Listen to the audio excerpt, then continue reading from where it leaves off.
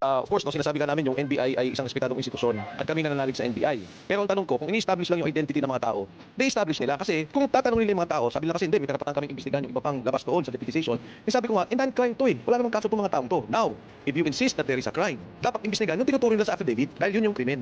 Di ba dalawa yung investigation na ginawa ng NBI dati, nga police case at saka yung PhilHealth scam. So if that is the case, ipatawag nila yung tinuturo. Attorney Tapasio also insisted on that. Sabi ko nga, kung magsasabi kayo ng tama at oo, na ipapatawag nyo si Sandro Marcos, ipapatawag nyo si Speaker Martin Romualdez, ipapatawag nyo si Pangulong Bongbong Marcos na nabanggit doon sa affidavit. Yan, papayag kami sa putuhanan at kabuuang investigasyon. Pero kung iimbestigahan yung mga tao na nagsalita, anong krimen doon? Anong krimen ang nagawa nila? At anong krimen para imbestigahan ng NBI?